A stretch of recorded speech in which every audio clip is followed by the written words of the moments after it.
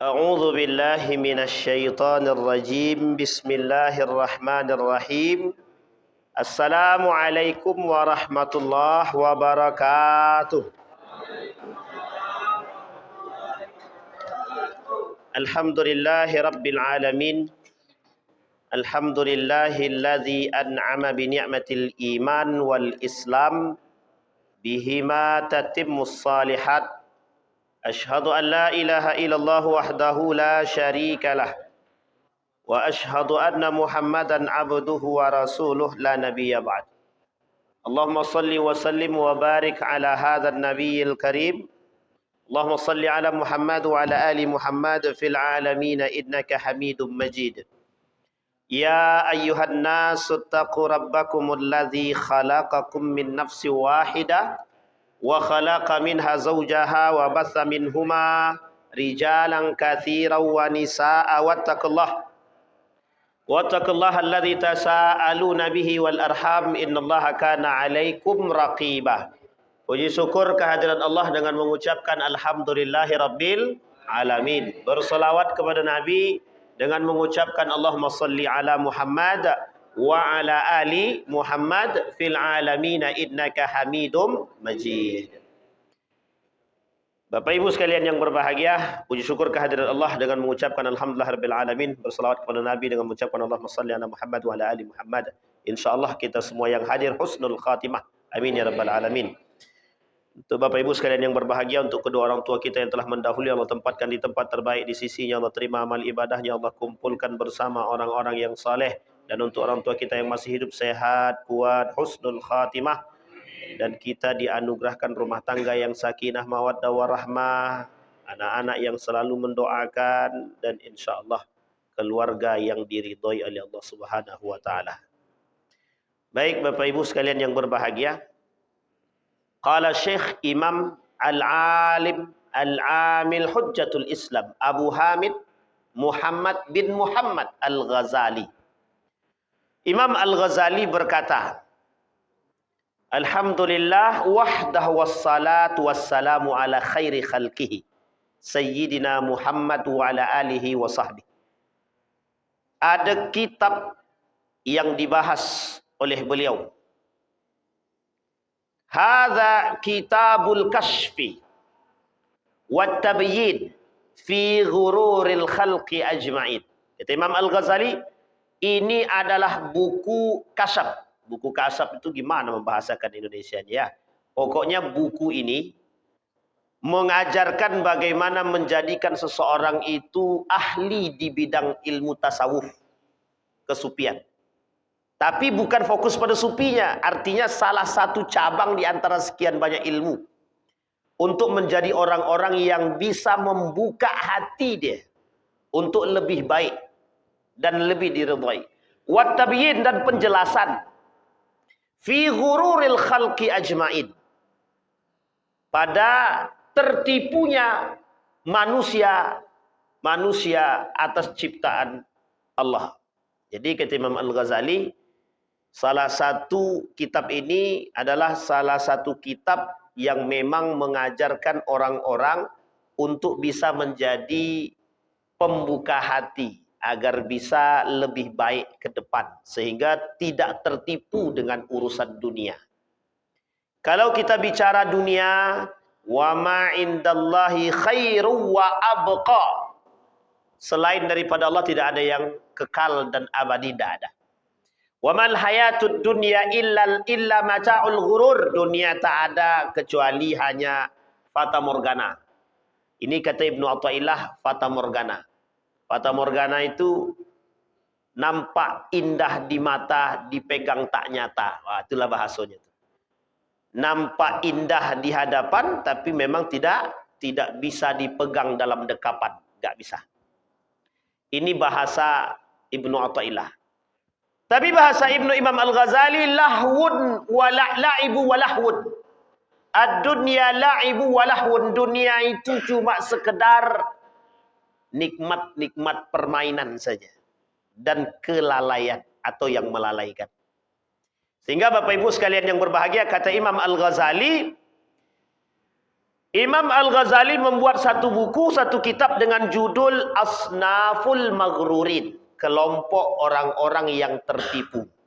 Tujuannya adalah agar orang-orang yang membaca buku ini atau yang mendengar tak terjerumus dan terjebak dalam kelompok tersebut. Dan sangat relevan kitab ini di akhir zaman untuk dibahas, dikaji. Karena memang semakin hari semakin mendekat kiamat, kedekatan dunia itu semakin nyata dan jauhnya iman semakin terpusat. Jadi perhatian manusia terhadap iman jauh, pusat perhatian manusia terhadap dunia semakin dekat. Itulah istilahnya, Pak. Maka summal mukallaf al-qismain. Dalam kitab ini ada orang yang terbebani dua kelompok, kata Imam Al-Ghazali. Yang pertama al-kafir wal mu'min. Satu orang kafir, yang satu orang mukmin. Kemudian wal mu'min qismani ta'i wa 'asi. Orang mukmin itu ada dua, kata Imam Al-Ghazali. Satu orang yang betul-betul taat kepada Allah. Yang kedua, kata Imam Al-Ghazali, pelaku maksiat. Jadi Bapak Ibu, Imam Al-Ghazali membagi orang yang terbebani itu ada dua, kata Imam Al-Ghazali. Satu orang mukmin, satu lagi orang kafir. Orang kafir, kata Imam Al-Ghazali, terbagi dua. Satu orang mukmin sejati yang taat kepada Allah, yang kedua orang mukmin tapi pelaku maksiat. Nah, inilah yang kemudian menjadi bahasan. Wa kullu ta'iina wal 'asina yunqasimu qismain 'alim wa jahil. Baik daripada orang yang taat beragama dan yang pelaku maksiat, kedua-duanya terbagi dua. Satu di antaranya alim, ada yang alim, satu lagi ada yang jahil, berilmu, satu lagi yang jahil. Jahil itu bodoh, bahlul. Tapi sebenarnya nggak ada bahasa bahlul itu. Sufaha, safih, sufaha. Sufaha itu artinya orang bodoh. Bodoh. Kalau jahil, bodoh secara agama, jahiliyah. Kalau safih atau bahlul bisa disebut dengan orang yang tidak mengerti, orang yang tidak punya pengetahuan. Kalau bahlul lain cerita itu. Bang, potong itu ya. Thumma ra'aitul ghurur lazimun li jami'il mu'minina al-mukallafina wal kafirina illa man asamahu Allahu Rabbul Alamin. Kata Imam Al-Ghazali, semua orang, mukminkah dia, kafirkah dia, mesti akan tertipu. Kecuali mereka yang dijaga oleh Allah Subhanahu wa ta'ala. Wa ana bihamdillah ukshifu an ghururihim, ukshifu an ghururihim wa ubayyinu al-hujjata fi. Aku hari ini, kata Imam Al-Ghazali, memaparkan sebab tertipunya mereka dan menjelaskan alasannya. Wa awdah ghayatal idah, dan aku berikan penjelasan yang lebih jelas kepada kalian, kata Imam Al-Ghazali, agar orang-orang yang mendengar dan mempelajari kitab ini tidak tertipu. Jadi tujuannya bagi siapa? Bagi kita. Yang pertama, kata Imam Al-Ghazali, ghururul kafir. Tertipunya orang-orang kafir. Di dalam hadis baginda Nabi Muhammad sallallahu alaihi wasallam, kata baginda Nabi Muhammad sallallahu alaihi wasallam, ad-dunya sijnul mu'minin wa jannatul kafir. Dunia ini penjara bagi orang beriman, tapi jannah, surga bagi orang-orang kafir. Jadi kalau Bapak Ibu bertanya, mengapa orang kafir kaya-kaya? Itu yang kaya. Yang miskin juga banyak. Jadi Bapak Ibu, saya kasih penjelasan, saya kasih satu penelitian. Ada satu penelitian meskipun tidak valid, tapi mereka mengatakan begini. Mengapa yang miskin itu muslim? Maling sendal di masjid-masjid muslim. Yang suka telat muslim. Yang suka merusak muslim, kata dia. Sekarang saya tanya Bapak Ibu, setuju enggak Bapak Ibu? Yang miskin tuh orang muslim. Sekarang saya tanya, banyak ada orang miskin sekarang? Orang muslim miskin di Indonesia nih? Satu, berarti betul tuh. Yang kedua, yang nyuri sendal sholat Jumat juga muslim. Ada nggak? Muslim juga nggak? Berarti betul penelitian ini kalau begitu. Betul itu. Di Indonesia. Pertanyaannya, betulkah penelitiannya? Salah. Penelitian ini adalah pengkerdilan agama. Jadi seolah-olah tolak ukur agama tuh buruk aja dibuat deh. Kenapa? Karena di Indonesia, kalimatnya di Indonesia. Sehingga yang dijadikan tolak ukurnya adalah Sekarang kita rujuk ke Inggris. Yang maling siapa? Kafir atau muslim? Kafir. Yang miskin muslim atau kafir? Kafir. India itu negara nomor 1 termiskin di dunia. Ya lumayan lah, entah nomor 1 atau nomor sekian, pokoknya termiskin lah. Itu India. Rata-rata bukan muslim itu yang miskin itu. Justru orang muslimnya kaya-kaya. Itu India. Kayaknya jangan salah, jangan terkicu. Ada pertanyaan jelas Pak, ketika itu saya duduk dengan seorang ustadz, namanya Dr. Fathur Rahman Kamal LCMA, alumni Madinah. Saya duduk sama beliau. Datang seorang pemuda badannya besar, kacamata. Ustadz, dia tanya, mengapa orang muslim itu bodoh-bodoh? Kata dia. Saya kaget dengan pertanyaan itu, dijawab sama guru saya. Yang bodoh itu ente, kata dia. Digituin ya. Sepakat saya dengan pertanyaan itu. Dengan jawabannya Pak. Kenapa? Ketika dia bertanya, dia bilang, mengapa orang muslim itu bodoh-bodoh? Langsung dijawab sama guru saya, yang bodoh itu Anda. Benar Pak, benar. Pertanyaannya benar gak orang muslim itu bodoh? Tidak. Kecuali yang ngaku bodoh. Ya aku bodoh. Nah, itulah bodohnya umat muslim itu. Ngaku bodoh. Tapi pertanyaannya, bodohkah sebenarkah orang muslim? Tidak Pak, tidak. Islam tidak mengajarkan kebodohan, tidak. Contoh, kita ambil contoh. Najah. Najah itu punya keterbatasan. Bodoh atau cerdas? Bodoh atau cerdas? Kok bisa dia hafal Quran? Itulah kelebihannya. Artinya yang bodoh siapa? Yang membuat pernyataan dan statement tersebut. Sehingga Bapak Ibu, kalau kita bicara orang kafir, memang surganya orang kafir itu di sini Pak. Di dunia itu. Maka dikatakan jannatul kafir, kata Nabi. Memang orang kafir itu surganya di dunia. Mereka yang bekerja. Berarti kalau mereka berdoa dikabulkan, dikabulkan. Karena memang untuk di dunia. Terus bagaimana Ustaz kalau kami mau kaya? Jadi kafir, silahkan. Jadi kalau ada yang protes besok begitu, kalau Anda mau kaya, ya udah jadi kafir aja. Memang taat itu, iman itu tidak membuat orang kaya. Tidak. Anda rajin sholat, membuat Anda kaya? Tidak. Cuma ada proses, salah satunya adalah orang yang bisa kaya hati itu adalah orang yang sholat. Tapi kalau tidak pernah sholat, kaya hati nggak? Jangankan kaya hati, kaya kantong pun tidak. Kaya hati Pak, penting. Makanya kata Nabi, kata Allah, ghina nafas. Kaya hati. Itu penting. Jadi kalau orang kayanya cuma pengen kaya dunia, ya begitulah. Pokoknya harapannya dunia, berharap kaya. Setiap memandang orang punya mobil, tidak ada kepuasan. Tidak ada kepuasan. Tetangga itu bang, mobilnya 3. Ferrari, kemudian Alphard. Nah, itulah pokoknya kan. Awak dari dulu bang, kijang kapsul ni lah, tak berganti-ganti. Gitu. Dijawab sama suaminya. Ketika adik naik mobil ini, kena hujan nggak? Tidak. Naik mobil Ferrari kena hujan nggak? Tidak. Apa bedanya? Masuk akal nggak tuh Pak? Kata istrinya, tapi itu lebih nyaman Bang. Dinaik lagi, ditanya lagi, adik naik mobil kita bisulan nggak? Nggak. Sehat nggak? Sehat. Berarti sama. Gitu deh. Pertanyaan kemudian dibuat istrinya, cuma Bang lebih gaul Bang. Ah, itu dia penyakitnya Pak, gengsi. Gaya hidup. Nah, sekarang kita kembalikan.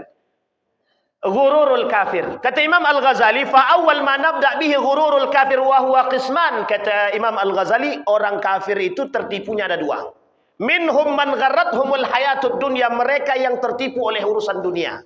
Yang tadi disebutkan. 1, sijnul ad-dunya sijnul mu'min wa jannatul kafir. Dunia penjara bagi orang mukmin, tapi kemudian surga bagi orang kafir. Pertama alasannya, memang orang kafir itu nikmatnya di sini. Mereka bekerja keras, tidak percaya dengan Allah. Maka apa yang mereka yakini, kerja keras menghasilkan. Jadi Bapak Ibu, orang kafir, kalau sudah kerja keras mati-matian, mereka tidak mendapatkan hasil, mereka stres. Stres. Saya kasih contoh. Ada kawan orang Eropa. Itu mereka Pak, kalau belajar tuh serius benar. Serius benar. Kerja tuh serius, Pak. Apa kata dia? Kita harus jadi orang yang profesional, Wan. Ya, saya paham. Ya, saya iyakan aja, profesional. Tapi satu ketika, hasil yang dia buat tidak sesuai dengan apa yang dia harapkan, stres dia, Pak. Apa kata dia? Aku capek kerja. Mati-matian aku kerja dari pagi sampai malam. Ternyata hasilnya cuma segini. Saya jawab, Pak. Dalam agama kami mengajarkan kebahagiaan itu bukan dunia. Saya begitu kan, Pak? Kaget dia. Ah, masa iya? Benar. Kebahagiaan itu bukan materi.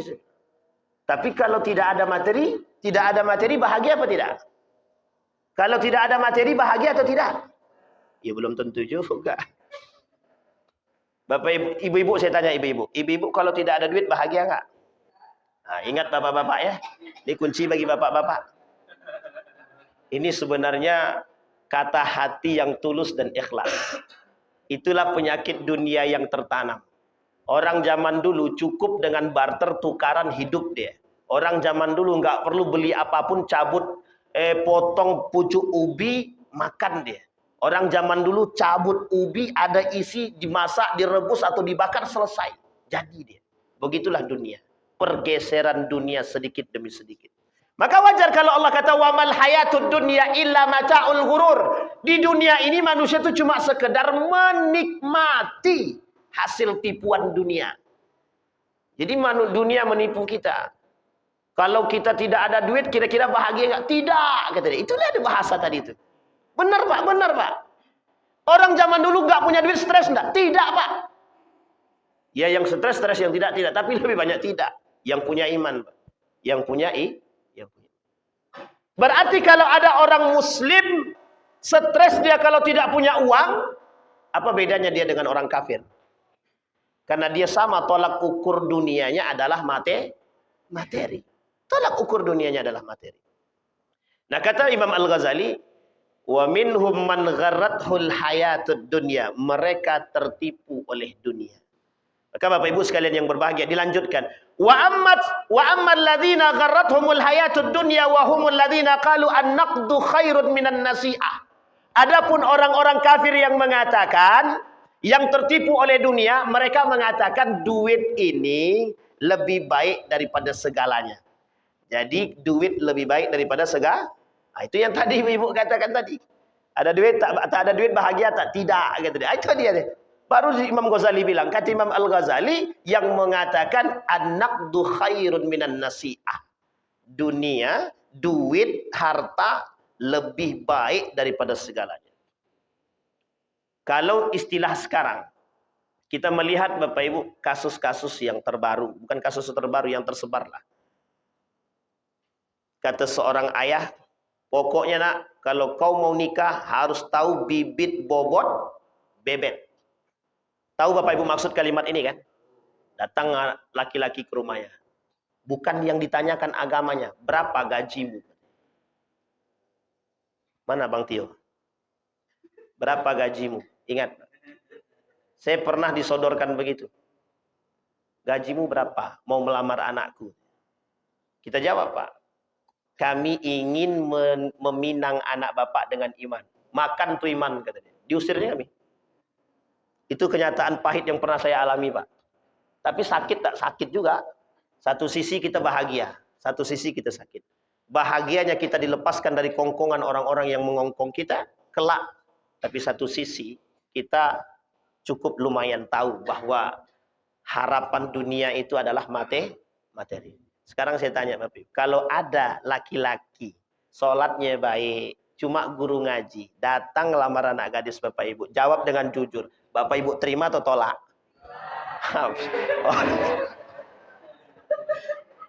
Jadi ketua Mushola Hidayah ini jamaah terbaik yang pernah kita temukan. Benar, alhamdulillah. Kalau itu pada faktanya, alhamdulillah. Nah, yang belum nikah silahkan Ustaz, silahkan boleh cari. Kembali kepada poin tadi, Pak. Ini poin penting kita. Sehingga kata Nabi, at-takatsur, at-tanajus fid dunya, kata. Mereka berlomba-lomba dalam kemegahan. Mereka berlomba-lomba dalam urusan dunia, kata Nabi. Itu kalau bukan karena urusan PT, urusan apa, Pak? Beasis, Siswa. Jadi bangga kita. Anakku dapat beasiswawan. Alhamdulillah, di mana sekolahnya Pak? Di Amerika. Langsung ciut mental kita. Tidak. Pak jadi kacung aja bangga. Saya punya dosen Pak. Punya dosen. Alumni Leiden University, Belanda. Dan S2-nya S2-nya Indiana University, Amerika. Apa kata dia? Ternyata kata dia, Wan, selama ini aku dapat beasiswa itu hanya secuil dari apa yang mereka ambil dari hasil bumi kita. Loh, kok Bapak baru sadar? Iya, baru sadar. Bapak S3 baru sadar, kami S1 sudah paham jauh-jauh hari. Dan Bapak tahu, saya bilang, dalam dunia pemikiran, Pak, saya pula yang menceramah dia. Padahal itu dosen saya itu. Dosen saya. Saya bilang sama beliau, bahwa kita ini sedang diperang, diserang. Loh, Bapak bahagia dapat beasiswa. Bayangkan Pak, berapa banyak mereka yang kuliah ke sana, ke Eropa, balik, gagal agamanya Pak. Artinya yang tadi pakai kerudung, balik nggak pakai kerudung. Yang tadinya balik nggak pernah menyentuh laki-laki perempuan, pulang dah cepika-cepiki. Coba bayangkan, tradisi. Artinya apa? Orang kafir memang harapannya itu. Kata orang kafir, dunia itu segalanya. Kau dengan duit bisa ngapain, bisa apapun. Maka mohon maaf Pak, kenapa Jaziratul Arab hari ini wajib kaya? Karena mereka harus kaya. Apa yang mereka harapkan? Dunia. Disitulah bekal kehancuran kelak pada masanya. Wailun lil Arabi, kata Nabi. Celakalah bagi Jaziratul Arab. Dari situ muncul kerusakan, kata Nabi. Dari situ muncul penyimpangan. Semua wailun lil Arab. Kenapa Arab? Karena tempat munculnya Islam. Kenapa tak dikatakan wailun li Indonesia? Tidak ada di sini muncul pertama kali Pak. Islam itu muncul di Jazirah Arab. Negara, tempat yang memang basis lahirnya Islam, yang harusnya diperkuat oleh nilai agama, rusak karena urusan dunia. Perang Saudi Arabia dengan Yaman, itu semuanya urusan dunia. Urusan politik dan dunia. Selesai. Tapi dari urusan politik dan dunia mengarahkan kepada satu pemahaman Pak. Pergeseran agama. Coba bayangkan. Itu basisnya Pak. Baik, kita kembalikan. Waladzatud dunya yaqin. Kata orang kafir, kenikmatan dunia itu nyata. Kemudian waladzatul akhirah syak. Dan kenikmatan akhirat itu tidak nyata. Wala yatrukul yakin bisyak. Kata Imam Al-Ghazali, tidak bisa keyakinan itu ditinggal dengan keraguan. Wa hadza qiyasun fasidun wa huwa qiyasu iblis. Kata Imam Al-Ghazali, ini pernyataan perumpamaan yang sesat seperti yang pernah dilakukan oleh iblis. Ketika iblis bersandar kepada manusia, dia bisikkan, nikmat sekali duit banyak itu. Kau bisa beli apapun yang kau suka. Makanya perbanyak maling, kata dia. Dapat duit kau bebas mau kemanapun. Tapi ternyata itulah tipu daya iblis. Talbisul iblis. Kemudian yang kedua. Wa ghururuhum billahil gharur. Tertipunya orang kafir yang kedua, kata Imam Al-Ghazali, mereka tidak percaya kepada Allah. Dan mereka ditipu oleh Allah. Artinya ditipu oleh Allah di sini, pada hakikatnya mereka ingin menipu Allah, tapi sesungguhnya mereka yang tertipu. Kaidul kafirin. Ketika orang kafir memasang ranjau untuk Allah, mereka terjebak dalam ranjau sendiri. Inilah orang kafir. Mengapa mereka disebutkan dengan gharrathumul hayatud dunya wa gharrahum billahil gharur? Ya memang mereka tidak mengakui Allah. Tidak ada campur tangan Tuhan dalam urusan dunia. Tidak ada campur Tuhan dalam urusan politik. Tidak ada campur Tuhan dalam urusan pendidikan. Hari ini kalang kabut mereka semua. Setiap generasi tidak punya akhlak. Ada anak yang menghamili ibu kandungnya sendiri. Akhlak tidak ada, moral tak ada. Kenapa? Bias. Kenapa? Jauh daripada agama. Ateisme yang mereka ciptakan melambangkan bobroknya akhlak dan moral di sana. Itu yang mau kita banggakan. Itu yang mau dicontoh oleh Indonesia. Itu yang mau diadopsi oleh Indonesia. Itu yang mau kita wariskan kepada generasi kita. Kafir, kekufuran, dan kekafiran. Bisa dipahami Bapak Ibu ya? Jadi kita ini sekarang dituntut atau dipaksakan untuk mewarisi tradisi-tradisi sesat menyesatkan. Makanya Bapak Ibu sekalian yang berbahagia, kalau istilah kami di Nurul Yakin itu, orang Eropa sudah mulai sadar, Indonesia baru mau mulai rusak. Itu bahasanya begitu. Benar Pak, kita baru mau mencontoh Barat sudah mau selesai. Mereka sadar akan kehancuran moral generasi mereka. Kita tidak memandang yang akhirnya. Kita pandang di awalnya seolah-olah hidup kita gaya, hidup gengsi kita tinggi. Tapi ternyata kita sedang ditipu. Nah, baru mau mulai muncul, wah bangga. Lulusan A, B, C, D, bangga. Tidak ada masalah kalau dia punya iman Pak, bangga kita Pak. Lulusan Eropa tapi punya iman mempertahankan akidah, bangga sangat kita Pak. Sangat kita bangga. Tapi justru kalau dia membawa virus kerusakan dan kesesatan, penyelenehan dan penyimpangan yang membuat kita rusak. Itulah yang hari ini masuk dalam, mohon maaf, dunia pendidikan kita. Sadar atau tidak sadar, terimalah. Begitulah bahasan seorang pakar pendidikan Yahudi mengatakan kepada Donald Trump, kita akan masuk dalam kurikulum di Indonesia. Bahagia enggak Bapak Ibu campur tangan Yahudi dalam pendidikan kita? Bahagia apa tak bahagia? Tidak bahagia. Itu kan cuma tidak bahagianya aja. Dan kita nggak bisa buat apa-apa kan? Kalau sudah masuk kita mau ngapain? Nggak bisa ngapa-ngapain. Anak nggak bisa belajar. Nggak belajar pun dia tetap lulus. Nggak masuk pun tetap dapat nilai B. Itulah kondisi kita sekarang. Bahasa lainnya pembodohan secara massal. Pembodohan dalam istilah pemaksaan. Artinya dipaksa untuk bodoh. Kita ambil contoh. Dipaksa untuk bodoh itu ya contohnya kayak tadi. Standar nilai kampus wajib B. Kalau tidak rusak akreditasi. Kita lebih penting akreditasi citra kampus ketimbang moral dan akhlak dan akademik mahasiswa. Itu fakta atau cerita? Fakta. Di sekolah, anak-anak tidak sekolah, tidak ada masalah. Anak-anak tidak belajar, tidak apa-apa. Yang penting mereka wajib lulus. Sejak kapan yang seperti ini bisa memberikan pendidikan yang baik kepada generasi? Ada nggak?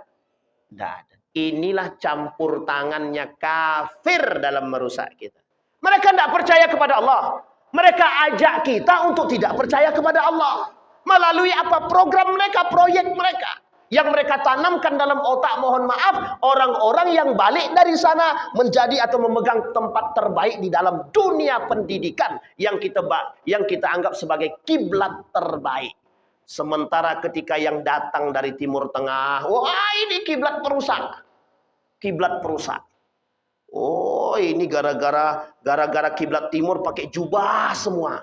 Wah ini kiblat tradisi yang rusak. Sementara yang pakai celana pendek, inilah kiblat terbaik kata dia. Perempuan buka aurat, ini kiblat terbaik. Tidak ada yang protes. Perempuan pakai cadar protes semua.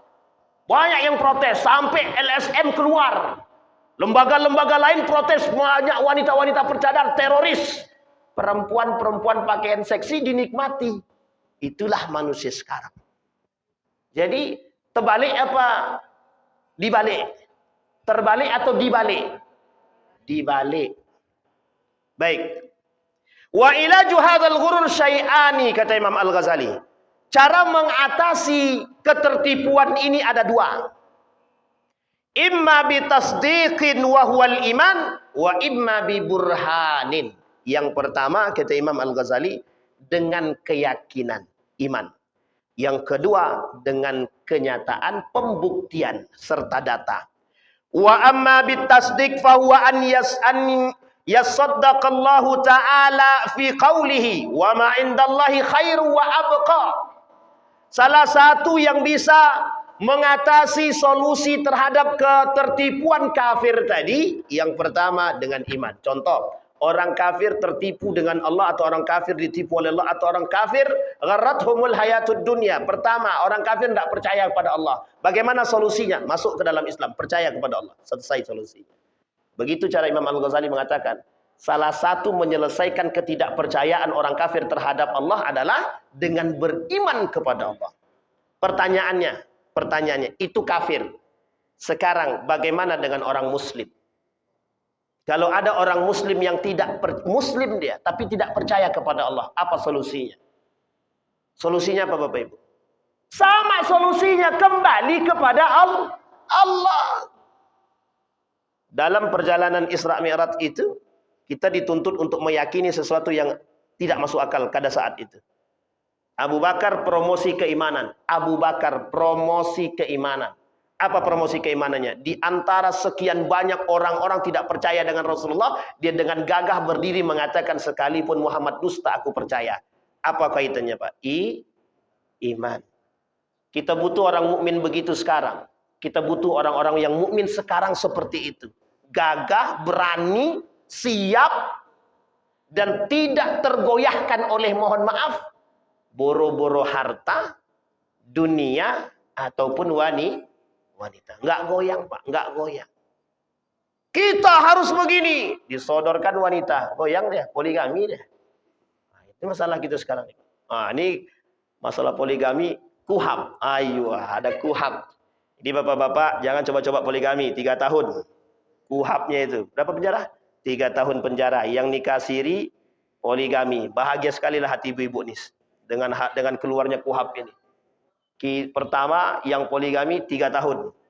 Yang nikah siri 3 tahun. Alasannya banyak yang terlantar katanya. Makanya keluar KUHAP-nya.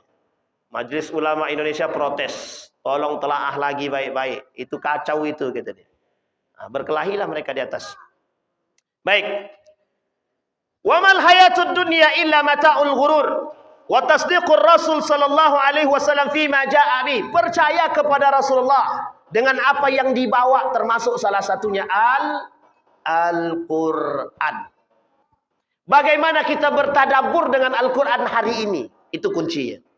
Yang kedua, ketika orang kafir tertipu dengan urusan dunia, apa yang harus mereka lakukan?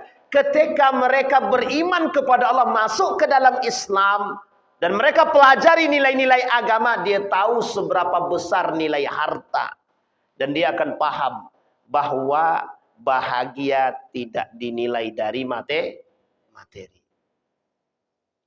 Saya punya guru. Seorang guru yang ngajarkan agama. Tidak di sini. Di luar. Beliau tukang sol sepatu.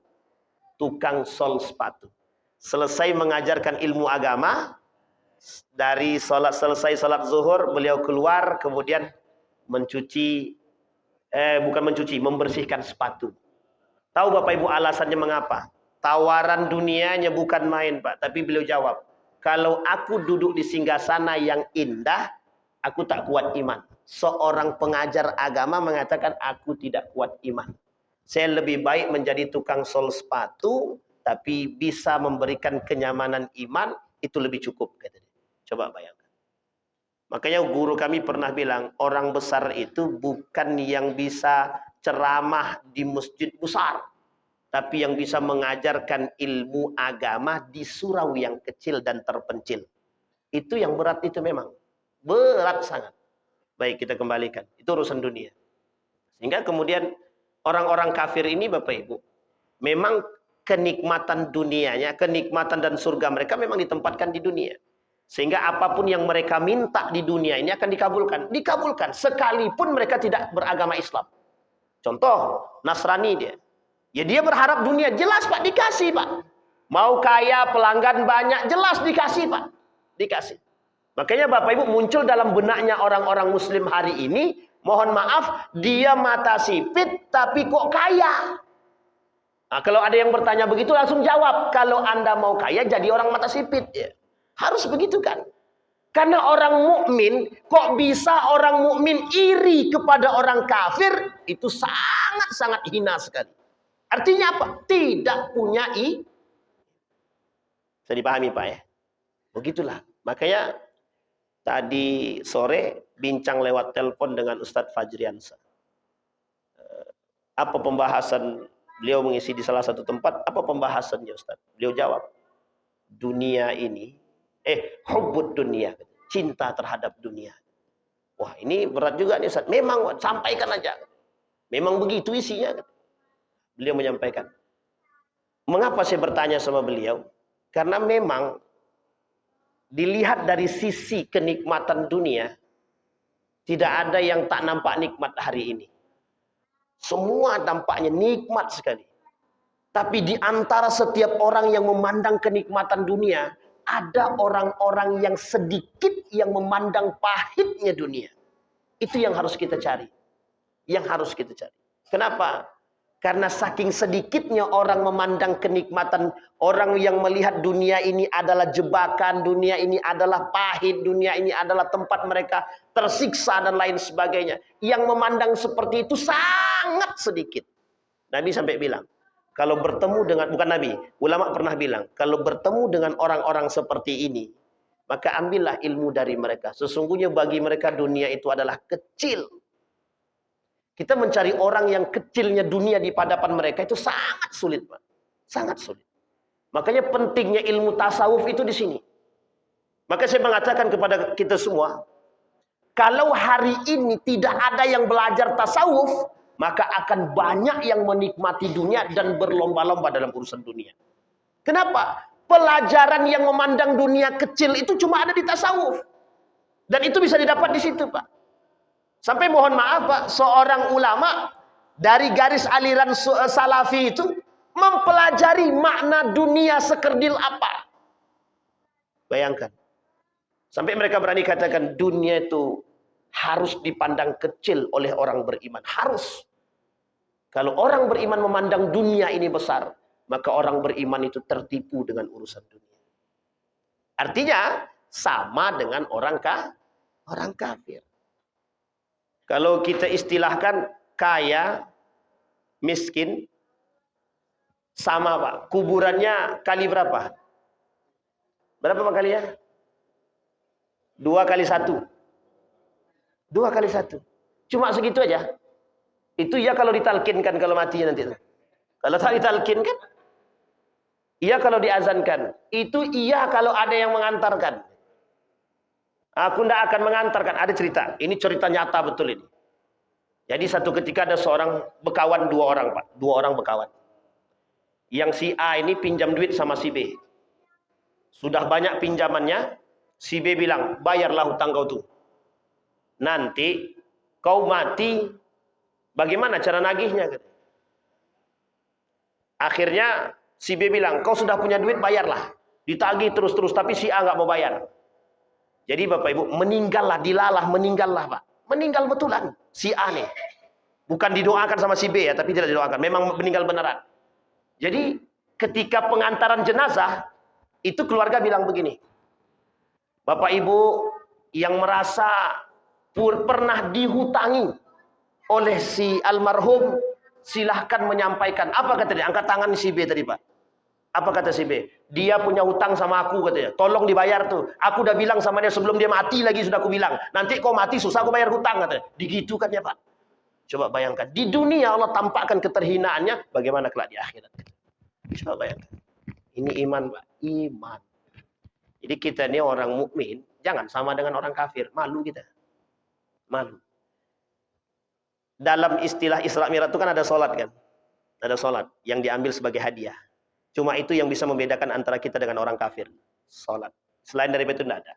Makanya Nabi sampai bilang kalau ada orang muslim tidak salat, bagian daripada kekufuran. Bahkan saking kasarnya disebut dengan kafir.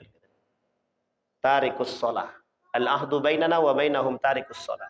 Perbedaan kita dengan orang kafir meninggalkan salat. Sampai dikatakan Nabi, faman taraka wahidatan minhuna faqad kafara kafir. Jadi perbedaan kita dengan orang kafir cuma satu. Sholat. Tapi ada yang kedua. Yang kedua itu hanya simbol. Syahadat. Tapi di dalam umat muslim ada orang berperilaku kafir. Tapi dia muslim. Siapa itu? Orang muslim yang tidak sholat. Maka Bapak Ibu, Bicara sholat ini bisa tidak selesai-selesai memang. Bisa tidak selesai. Karena persoalan sholat ini ancamannya berat. Mengapa sampai harus yang pertama kali dihisap di hari kiamat? Satu-satunya yang pertama kali dihisap. Baik, kita kembalikan.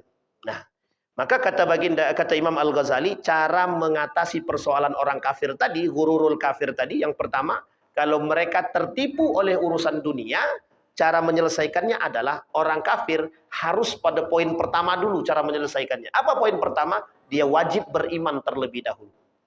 Sehingga ketika dia beriman kepada Allah, dia belajar ilmu agama, paham dia seberapa tingginya nilai dunia atau seberapa rendahnya nilai dunia dibandingkan dengan agama. Nah, kemudian yang kedua, kalau mereka orang-orang kafir ini lebih mencintai terhadap dunia, itu memang dunianya memang diberikan begitu, surganya memang dihantarkan begitu.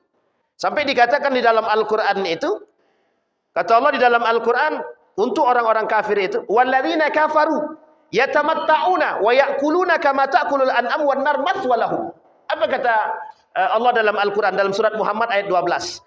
Orang-orang kafir menikmati urusan dunia, memakan urusan dunia, sama mereka, mohon maaf, agak sedikit kasar, sama mereka seperti binatang ternak, memang tempat mereka di situ.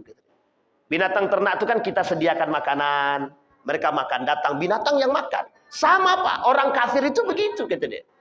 Disediakan tempat makan, makanlah. Di mana tempatnya? Di dunia. Tapi orang beriman tidak.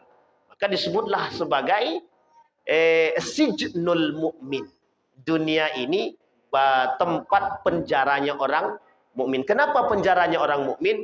Disinilah kita merasakan Bapak Ibu betapa dunia itu